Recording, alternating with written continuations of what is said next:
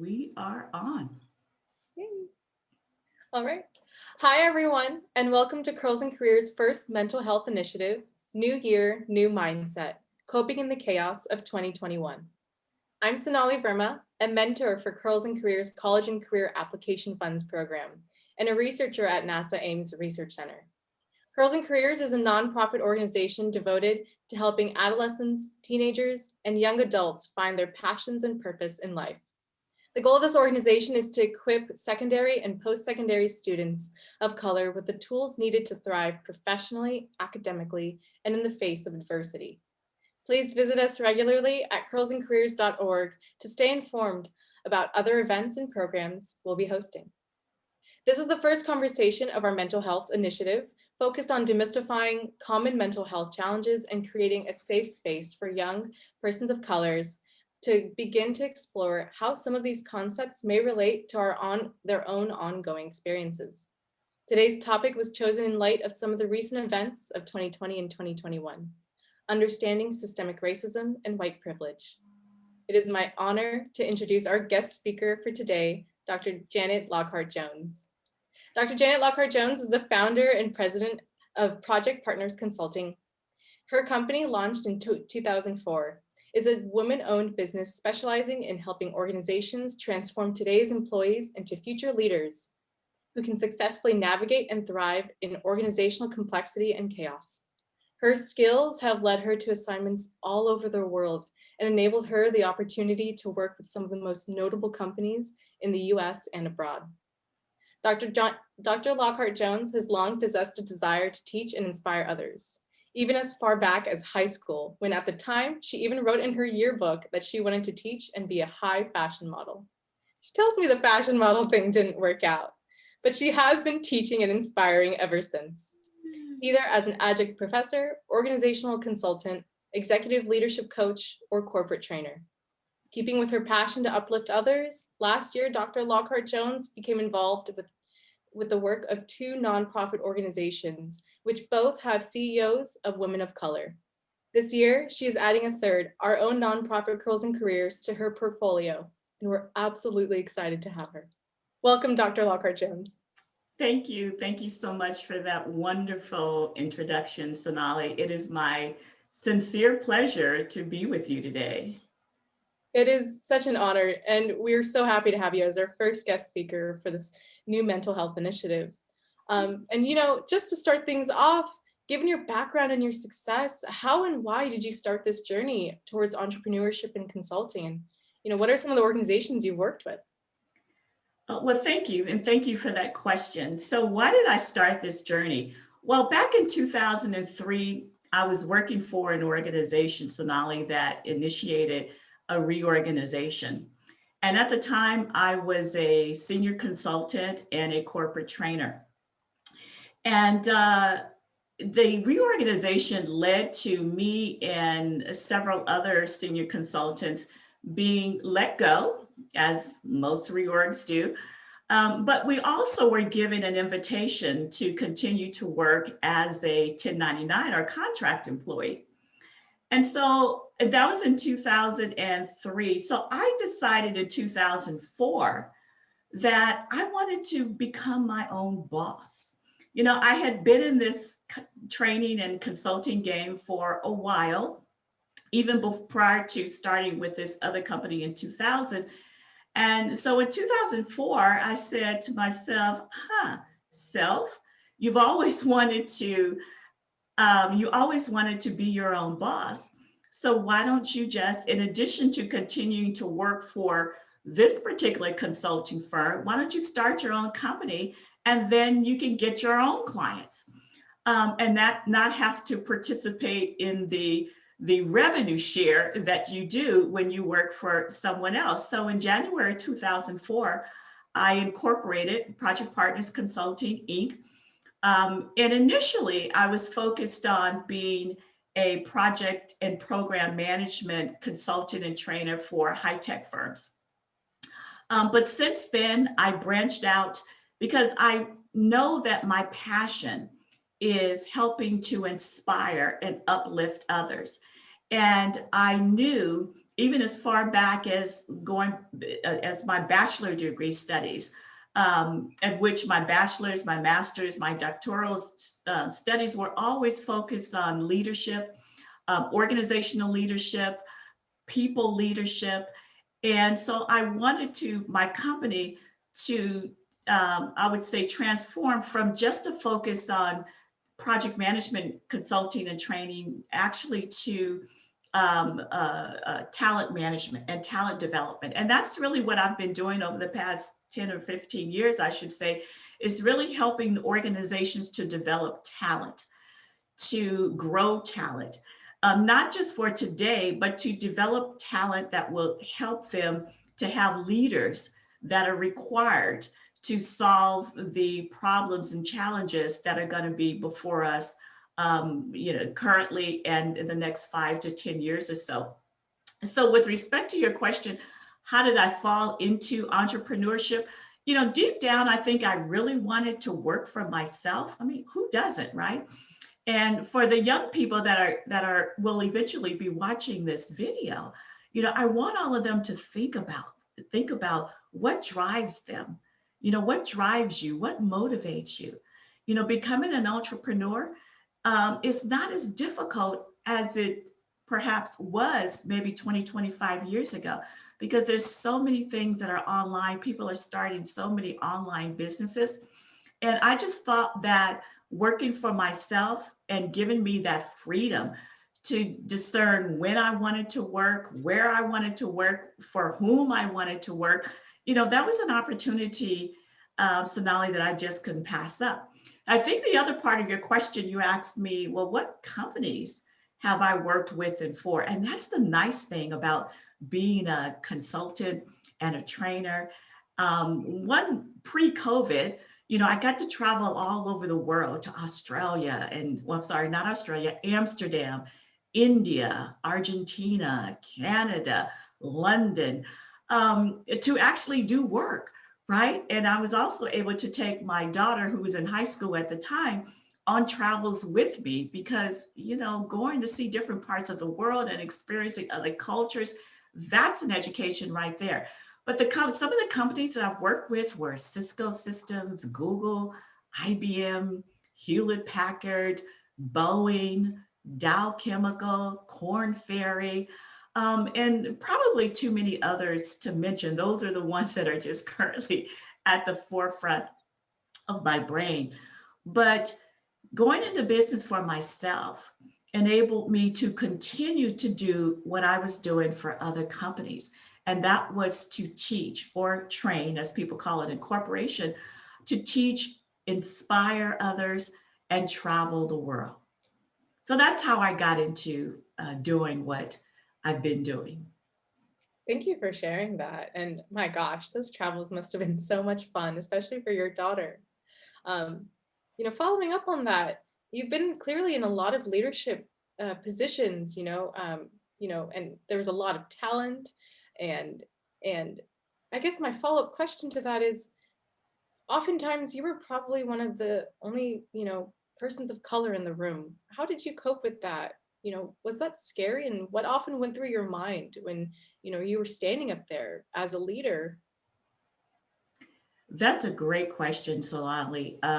When I left government service and moved into private industry, that came with just huge rewards, but also challenges, such as what you just mentioned. Quite often, I was the only one in the room. And today, in 2021, Sonali, that is still the case. Because when I worked in government, seeing people like me was very common, right? And so when I left government and went to private industry and started working with and servicing many of the clients that I just named, I would often ask myself, well, wait a minute now, where are the people who look like me? There have been times, just to give you some examples, there have been times where I have walked in the room that was 25 white men, and I was the only person of color. Gone into client meetings while I am the only person of color, male or female. And you know what's interesting, Sonali, is a lot of this being the only one, um, I've encountered here in the United States. When I go to countries in Europe to teach or train, there's usually a handful of Black people. Now, they're not necessarily African Americans. They may come from other countries because, like Italy, for example, is very close to the northern part of Africa. But I see other people of color.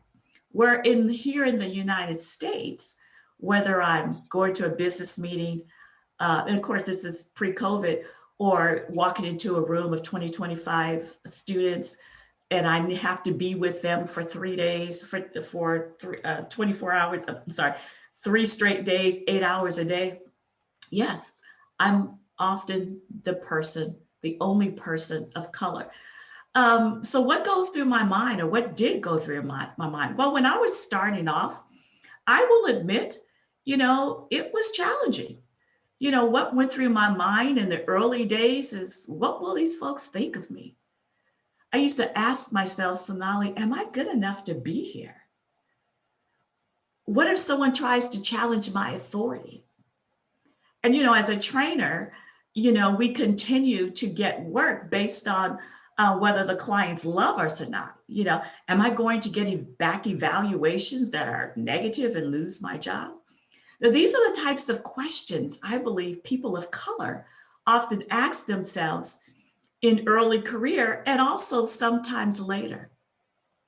I also learned that I know, when you work when you work in a predominantly white environment or enrolled in an advanced academic program, especially in the STEM fields, science, technology, engineering, and mathematics, you often find yourself being the only one, or maybe 2 or 3 or 4, and it can be daunting.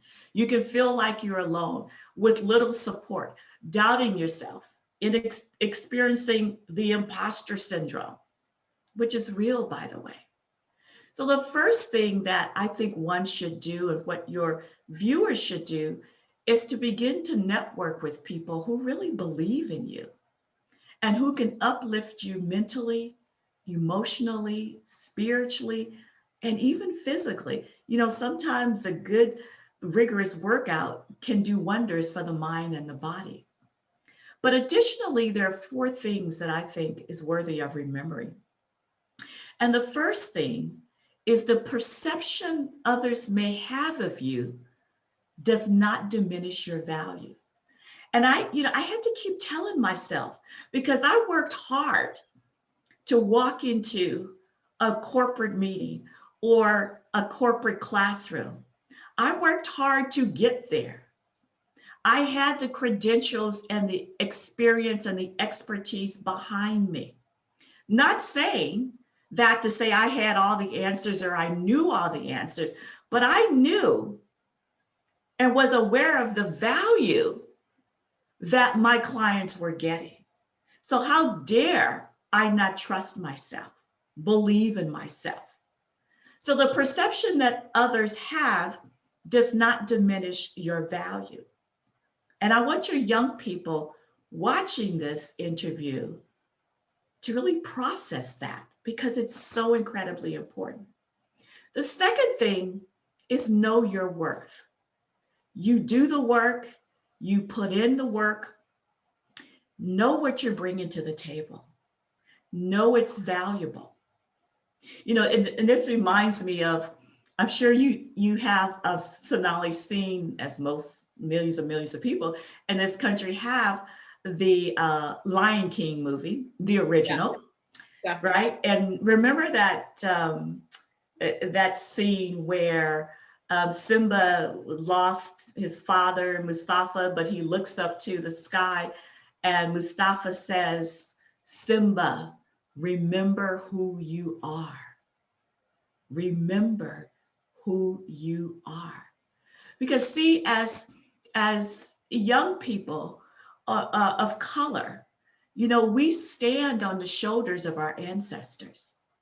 many of our ancestors, especially in the Native American, the Black community, and even in the Asian cultures, our people, our ancestors have fought and died and sacrificed for us to have the opportunity to enroll in a PhD program, to become a NASA scientist, to become a neuroscientist, right? So it's important to always keep in mind how you got to where you are and whose shoulders lifted you up, and know your worth. The third thing that I want our folks to remember when they find themselves as being the only one in the room is own the space you are in with your presence. And given that most everything nowadays, Sonali, is through Zoom or Adobe Connect, and we have to be able to portray our worth and our value in a form such as this. So I'd like to tell your young viewers, own the space you are in with your presence. Don't slouch. Don't, lean. Sit up, shoulders back, right? Own your presence. Command the respect. You've done the work, or you're doing the work. Recognize the value you bring to the table. Give respect to everyone and demand respect in return. And then the fourth thing is speak truth to yourself.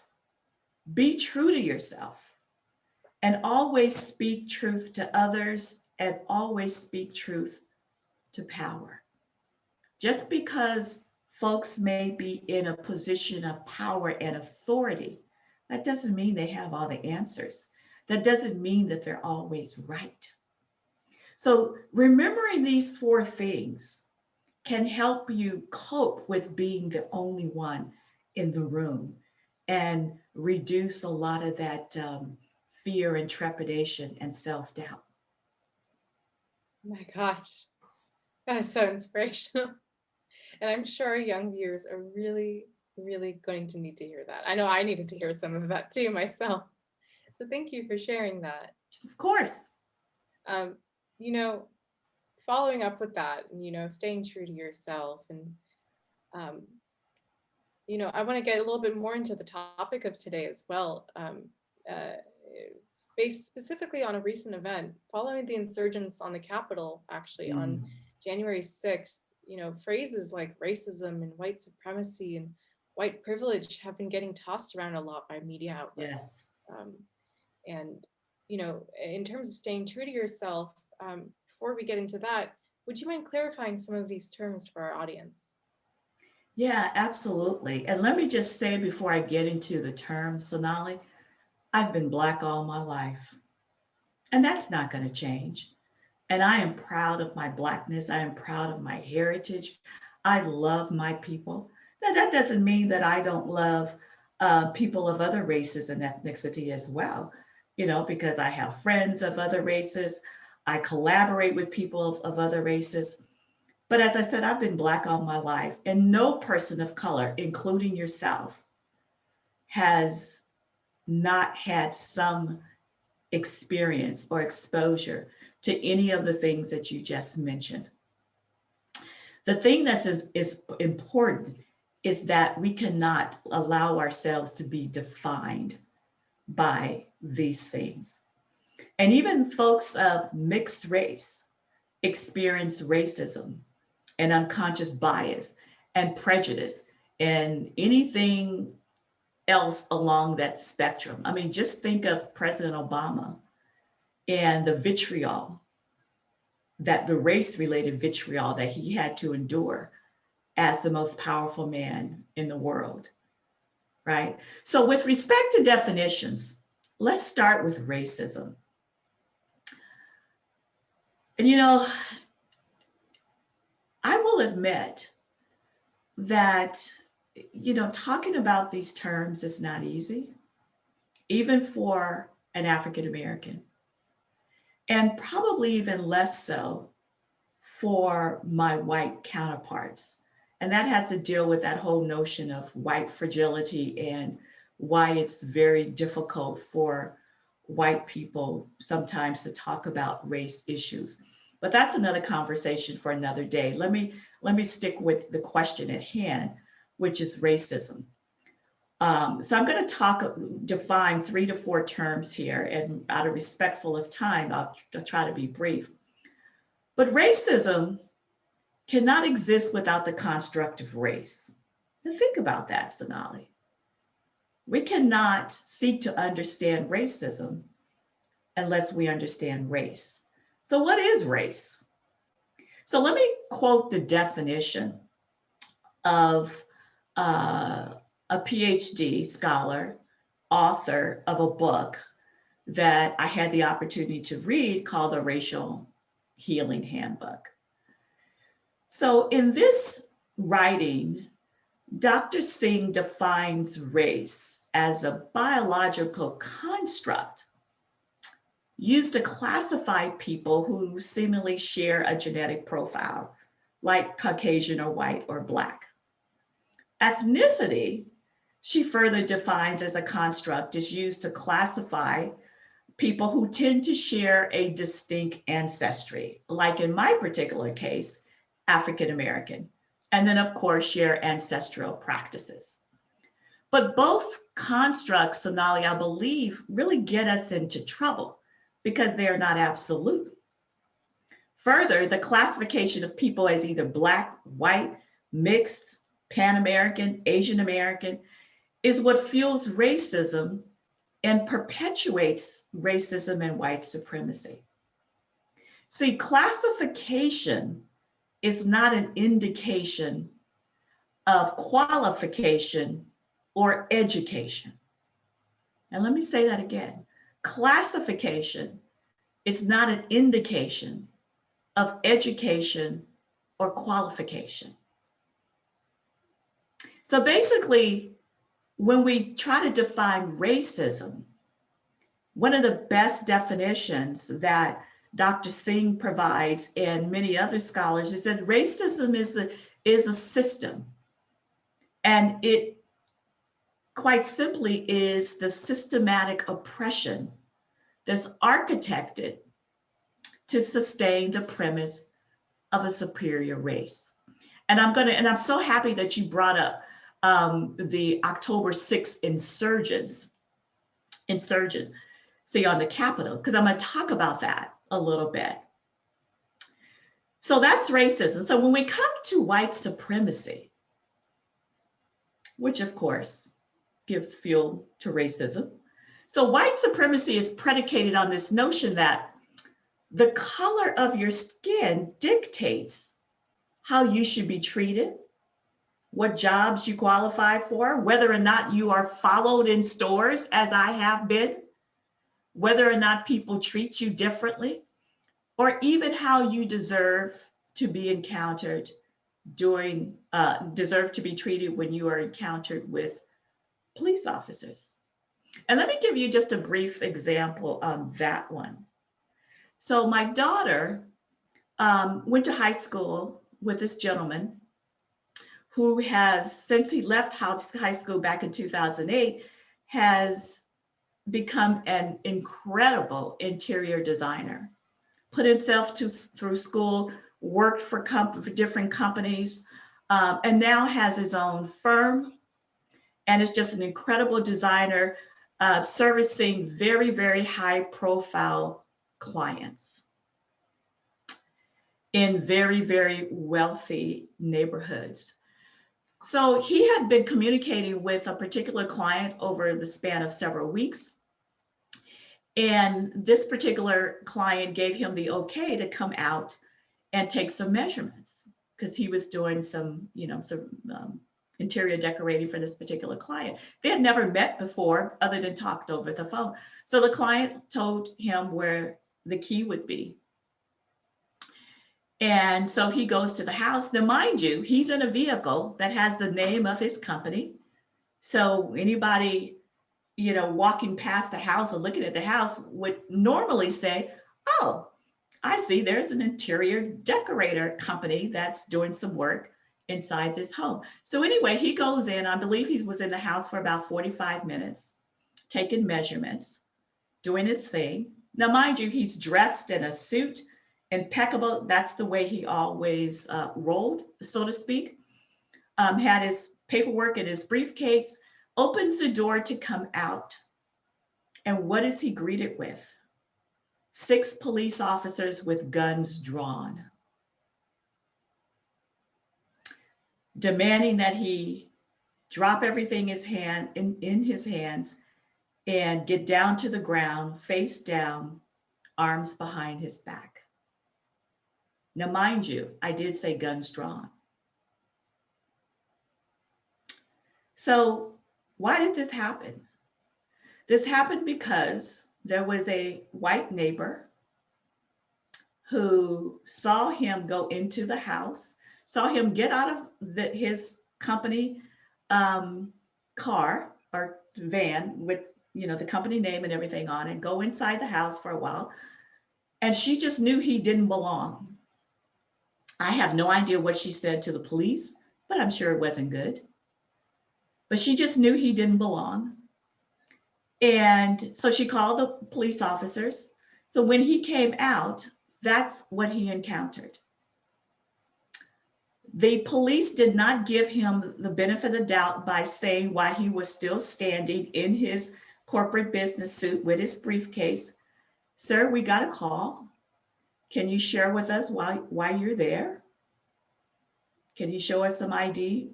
No, that conversation did not happen before they ordered him to the ground with guns drawn. Not 1, not 2, not 3, but 6 police officers. Now, this young man at the time was 28 years old. He's the most corporate looking young man that I have ever seen in my life. He got out of the situation because they allowed him to call the client so the client can tell the police, oh yeah, he's supposed to be there. He's doing work for me. So when we talk about white supremacy, that dictates that one color is better or one race is better than the other, you don't get the benefit of the doubt. And that situation could have ended very badly.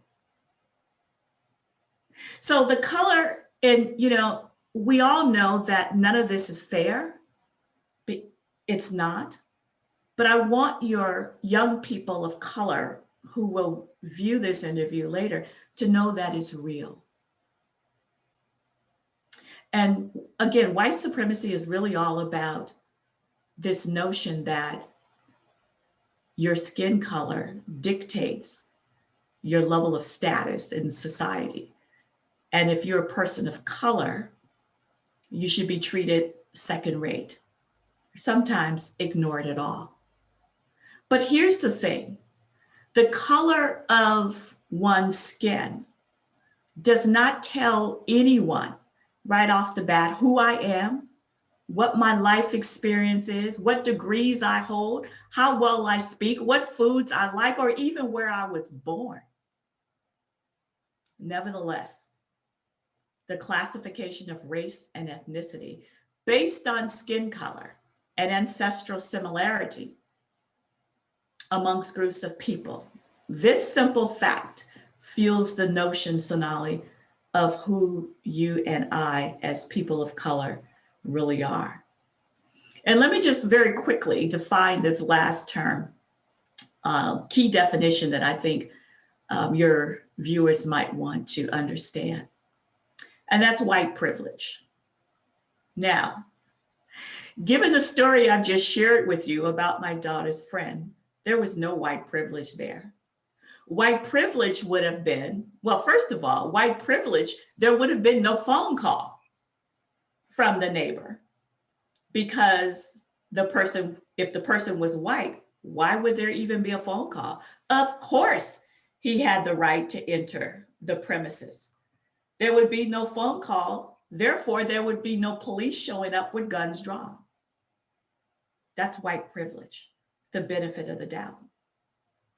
But let me say also that it's very hard for white privilege to exist if white supremacy does not exist. And another book that I read called Me and White Supremacy, the author, Layla Saad, wrote, white privilege describes the unearned advantages that are granted because of one's whiteness and ability to pass as white. So see, that young man who was on an interior designer call, had he been white, simply because of his birth and the color of his skin, he would have been given the benefit of the doubt. No questions asked. But let me also state this again. White privilege describes the unearned advantages, meaning that, again, that gentleman who would have serviced at home instead of my daughter's friend, if he was white, it was nothing he did to earn the benefit of the doubt, but except for the simple fact that he was white. And so white privilege describes the unearned advantages that one gets from being white or passing as white. Now, I have a very quick story for this one as well. So I've been doing some work over the past couple of years for a company that was founded about maybe 4 or 5 years ago, Sonali. And this company operates in the executive coaching space. And given that it was a startup, you know, they had to go through their Series A, B, C funding. I don't know how many letters there are, different types of funding. And so I was brought on board about 2 years ago to be a contract leadership coach for this organization. Love the work. So they provide leadership coaching to companies like LinkedIn and Symantec and Coinbase, et cetera. And what's interesting is I knew the company, I had seen pictures of the founders, but I did know that one of the founders was Black, very light skinned. But you know, I also never even tripped on it either. However, given the last year or 2019, 2020, when all of the protests and the pushback on and the outrage because of the shootings of Black men of color and all of the crazy Karen calls, as I'm sure you've heard in the media, this particular co-founder of this particular organization decided that he couldn't be quiet anymore. He could not be quiet anymore. In other words, he had passed for white enough. He had passed for white enough. And passing for white brought him significant advantages, because when he and his co-founder showed up in front of potential investors to present their pitch, investors did not know that they were looking at a Black man and a white man. They thought they were looking at 2 white men, because he knew that passing for white would give him white privilege. And it would be much easier for him to get funding than it would if he really showed his true color, or let's say he claimed his true color. So last year, when all of this stuff hit the fan, he had a reckoning. He decided that because of the protest, and I'm going to tell you just a moment how I know about this. He decided that because of all the protests that included not just people of color, but a large percentage of white people coming out to express their outrage, and their, and their disagreement with how people of color were being treated and the actions of the police officers. This gentleman, this co-founder of this company who had passed for white up to this point, decided that because so many white people were now speaking about racial injustice and protesting and holding up Black Lives Matter signs, he decided, okay, I now have permission to be who I am. So he decided to tell the world that he's not white, that he is of mixed race. So you might be saying, so now, well, Janet, how do you know all of this? Because I know this because I was one of the few African-American leadership coaches in his organization. And he wanted to have conversations with African-Americans. And so he contacted me. The conversations were difficult, for him more so than me, because, I detected that he felt really bad about being quiet for so many years. Heck, his kids are even mixed race. But here's the thing, and I was so happy. I mean, I had several conversations with him, and he sought me out for advice and asked me for things that he can do to sort of reclaim his Blackness. And mind you, he has half sisters and brothers who are all Black, who look like me as well. So toward the end of I think during our last conversation about this, I asked him, I said, I understand that you have now opened up to saying that you are of mixed race. He says, yeah. I said, I applaud you for that. I really do. When are you going? And then I asked, when are you going to just come out and say, I'm Black? He said, I don't know. I'm not there yet. This is the middle of last year. So I think I've covered the definitions for you. If there's any follow-up to any of that, please let me know. Yeah, I mean, first of all, thank you so much for sharing all of that. And those definitions are definitely going to be very helpful to our audience. They were helpful for me to really kind of discern, especially, discussing, the constructs of race, and how it all begins really with that. You talked a little bit about, some of the experiences of others, and you talked a little bit about, your own experiences. But what are some lessons that can be learned, from what you've experienced specifically? And if you have any, other examples, I'm sure our audience would love to, be able to relate to that even more. Yeah, thank you for that question. It's important to understand, I think, for young people of color, is that you're not going to change racism. You're not going to get rid of white privilege. You cannot divorce yourself from your race, although some people may try. And that's not what this is about. This is about being authentic. This is about being true to who you are. In my mind, no race is superior to the other. I don't have a negative outlook toward white people.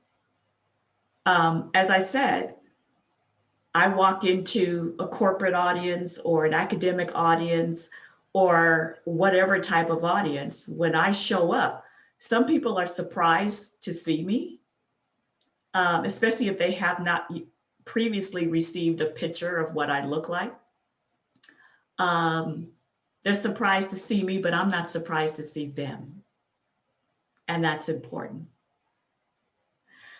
But there are some things that I think, Sonali, that is important for young people to consider. And I'll call these things like tips, because I believe it's important to stay true to yourself in both a corporate and academic setting. And I know that this notion of race and white supremacy and things like that, of that nature, can really get a person down. And let me also say this, because I didn't say it before when I was talking about white privilege and white supremacy. And it goes back to what you said when you brought up this notion of what happened on the Capitol on January 6th. That was an exercise. I won't say exercise. That was a lesson in white supremacy and white privilege. Think about, and if you don't think that, if one doesn't think that that's the case, you had, I would say, at least from what I saw and from what I've read about the profiles of those who were on, who, surged on the Capitol, the majority of those people were white, which is a majority race. The police officers, I do believe to some extent that they were caught off guard in terms of the number of people, but those people were out there for a while on the steps of the Capitol. Not one person was shot, even though a lady did get shot inside the Capitol. But outside, no one got shot. There were no baton wieldings by the police. There was no gassing. Now, I'll ask all of your viewers to do this when they reach this point of the video. Think back to the images that you saw of the insurgents. Think back to all those people storming the Capitol, breaking the windows, breaking the glass in the doors. What do you think the response of the police officers would have been if those persons were Black? No one can convince me that the response would have been the same. That's white privilege. And that's a lesson in white supremacy, thinking that we have the right to do this because we are the dominant race and we want to keep it dominant. So I just wanted to share that because I just recalled I didn't reflect back on that when you in your question specifically referenced the activities. I won't say the activities, but the incident on January 6th. So with respect to how does a young person stay sane and through all of this? Because really that's what it's all about. And I know this is a mental health initiative, and I tell you, Sonali, I'm so glad that you guys are doing this, because a lot of this racism and white privilege and discrimination and prejudice, all of this can get a person down. But here's 4 things. In addition to the other 4 that I gave earlier about remembering who you are, and one's perception of you does not diminish your value. Well, one thing is we have to remember, and your audience must remember, to never engage in negative self-talk. Don't engage or don't go down that path of engaging in negative self-talk, because this does nothing but lower one's confidence and self-esteem. Negative self-talk often leads to what I call, and this is something that I talk about with my coaching clients, is limiting beliefs. So what are limiting beliefs? So limiting beliefs are really these thoughts, these assumptions or perceptions that we develop about ourselves that hold us back. They tell, oh, I can't do that. Oh, I can't do that. I mean, it's just like me. If I use myself as an example, it's like, okay, I'll walk into a room and it's nothing but 25 white people in there and I'm the only one. And these people have to have eyes focused on me for 8 hours a day for 3 straight days. Negative self-talk means, oh, Janet, you should be scared. Oh, Janet, you have to walk on eggshells. No. Remember who you are. Remember all the hard work and everything that you did to get there. So get rid of limiting beliefs. And they're limiting because they hold you back from achieving what you're capable of. My daughter had a friend who was in a PhD program at a university. Her specialty was cancer biology. She had always been a smart girl, even through junior high school and high school. And she spent a lot of time in my house with my daughter, so I know her quite well. So she's in this PhD program, and some, not all, but some of her professors are putting these negative thoughts in her mind about, well, we don't know if you really have what it takes to earn your PhD. Maybe you should just become a teacher instead of a researcher. And then she started believing this stuff until it really messed with her psychic. It really caused her to go through some degree of depression and anxiety. But what did she do? So remember earlier I talked about networking with people, connecting and aligning yourself with people who can believe in you and who can really hold you up. Right? And so getting rid of this negative, a lot of this negative self-talk. The other thing is stop caring about what other people think. And I say to your viewers, Sonali, no, really, stop it. Stop caring about what other people think. It's your opinion that matters. But sometimes, Sonali, I think we lose that because we do adopt a lot of this negative self-talk.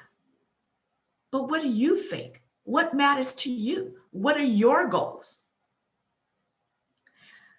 Another thing that I would say is important to remember, as I said, we can't get rid of racism, but we can learn to navigate and excel through it, right? We have to accept what we cannot change. It's like the golden rule.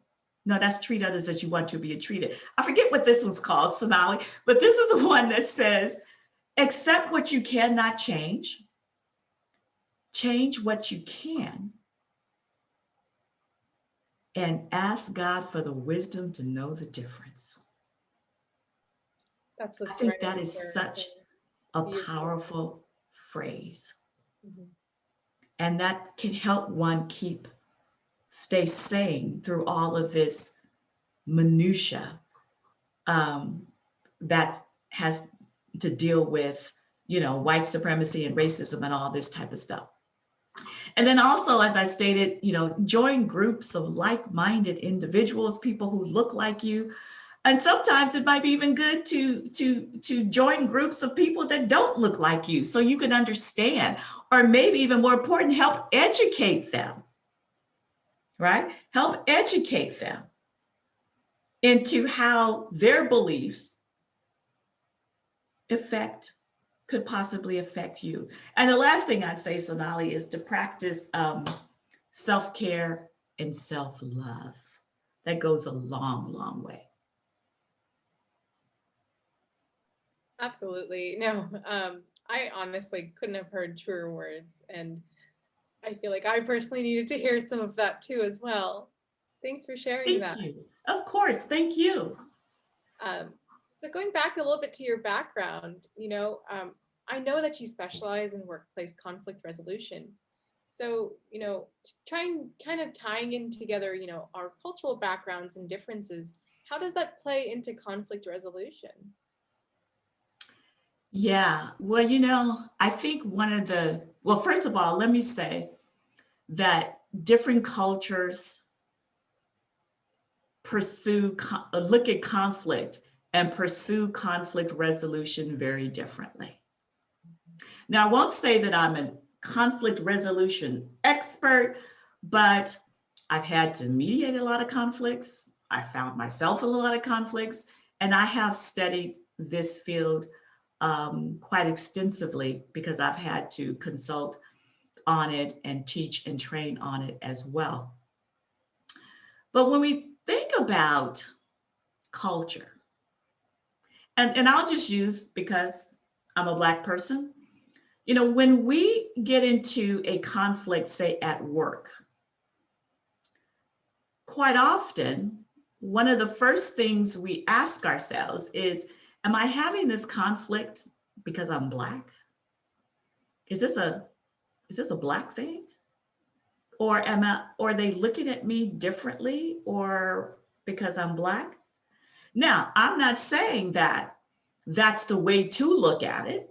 I'm just saying that quite often that's the way a person approaches it. That might be the first thing that they think about. Now, a person of who's of Asian descent or Latin American descent or Mexican descent or Indian descent, they might think of it, the first thing that comes to mind might be very, very different. So there's a lot of cultural nuances that play into conflict and conflict resolution. But here's the two biggest ones, I think. And I would think the research might back me up on this. Because when it comes to cultures, to culture, you have some cultures that are known to be individualistic and others that seem to be collectivists. And in individualistic cultures, right, people often are focused on self, not on others. Their identity is based more on what they bring to the table versus what others bring to the table. They're not so much about the team winning, it's about I winning. I need to win. It's not so much about the team's or the group's reputation, it's about, my reputation. In a collectivist society, or people from collectivist societies, it's somewhat of the opposite. In collectivist societies, it's more about social rules. It's more about working as a group. It's more about doing things that uplift everyone versus me. It's more about, I don't care if I don't get the credit, as long as the group is acknowledged, that's what's more important. So imagine two people at work having a conflict or trying to having a conflict. And one person might be coming from the perspective of, we need to get this solved as a team, while the other one, well, you caused the problem, so you need to fix it. People's priorities are often very, very different. And the United States is an example of an individualistic society. It's more about self. I win, you lose, versus let's try to come to the table where we can get a win-win for everybody. Cultures like Japan and Korea, those are more of collectivist societies, same as Mexico. So when we find ourselves dealing with conflict in the workforce or in academia, we have to ask ourselves, where is this person coming from? Is this person talking from a collectivist point of view or more of an individual point of view? Or why does this person not seem to care that he or she wins, but they're more focused on the group? And understanding that first and foremost, I think can lead to more rapid conflicts Another thing that I would say too, and maybe this is or is not so much concerned with culture, but sometimes too, there's two things that come to mind. First of all, in order to resolve a conflict with others, sometimes we have to get out of our own head. Because people in general, especially in an individualistic society, we tend to go into conflicts with our own perceptions of what's right and wrong, what should have been done, what can be done, what cannot be done. So we have our own perceptions of what's right, what's wrong, who's at fault, etc. And sometimes that gets in the way of us really being able to hear the other person, to understand where they're coming from.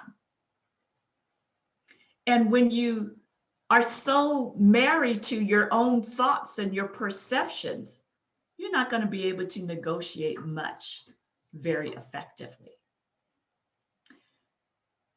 There was a second thing that was in my mind, Sonali, but I think I might have lost the thought. But what I was going to say though, is that in addition to getting, I think what I was going to say is in addition to getting out of your own head, try to put yourself in the other person's shoes. Hear them out before you make a judgment call. Also, it's important to recognize from a cultural perspective is that there are some cultures that have a high degree, or I should say a higher degree of respect for authority and age, if you would, elders. And so if you're in a situation where you have conflict with someone who's from a culture that respects age and they are of a more advanced age, you got to think about where they might be coming from. And not necessarily, what I'm not saying is acquiesce, but try to present your argument or your perception at a level by which, or I should say, in a manner by which they will be receptive. In other words, show some darn respect for the person to whom you are negotiating with, or talking to, or trying to get the conflict resolved. And one thing that we can do to find out more about other cultures is get involved in different groups that are multicultural, network with people who may be connected to groups of different cultures. I mean, there's just a lot of things that we can do, because a lot of times we want to limit ourselves to activities within groups that only look like us. Well, how do you grow and develop and really get to know and position yourself to love other people when you don't allow yourself to be around them? Thank you for that. It seems like you talked a little bit about, kind of putting aside our own internal biases and really, creating this mindset of empathy for others and other cultures. I think that's really beautiful. And that's something I know a lot of us definitely need to hear, especially in a time like this. So thank you for that. Sure.